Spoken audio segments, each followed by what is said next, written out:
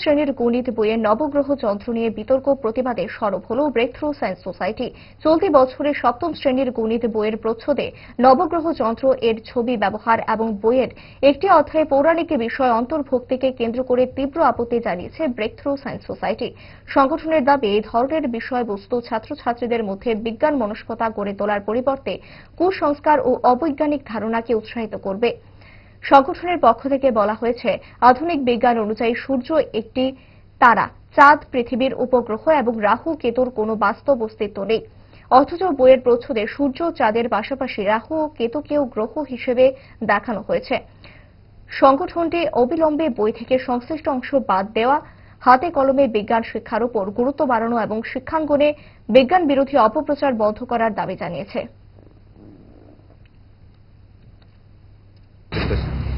আমরা break through science society সম্প্রতি আপনারা নিশ্চয়ই লক্ষ্য করেছেন যে ত্রিপুরা সরকারের রাজ্য শিক্ষা গবেষণা ও প্রশিক্ষণ দপ্তরের পক্ষ থেকে সপ্তম শ্রেণী গণিতে বইয়ের প্রচ্ছদে রাহু, কেতু, সূর্য এবং চন্দ্রকে গ্রহ হিসাবে দেখানো হয়েছে। আমরা শুরু থেকেই এর প্রতিবাদে সামিল হয়েছি। আধুনিক বিজ্ঞানের সংজ্ঞা অনুযায়ী গ্রহের যে সংখ্যা আছে 8টি, তাদের মধ্যে পৃথিবীও আছে, ইউরেনাস, নেপচুন আছে, যেগুলাকে এই লিস্টের মধ্যে রাখা হয়নি। মূলত এখানে যেটা করা হচ্ছে সেটা হচ্ছে যে প্রাচীন জ্যোতিষশাস্ত্রের অন্তর্গত নবগ্রহের চিন্তাকে এখানে জোর করে চাপানো হচ্ছে।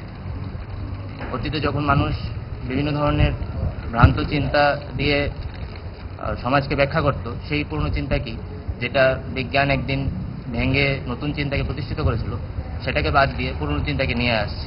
এই ধরনের বিভিন্ন ঘটনা ছাত্রছাত্রীদের মনে বিজ্ঞান মনস্কতা প্রসারের পথে বাধা হয়ে দাঁড়াচ্ছে।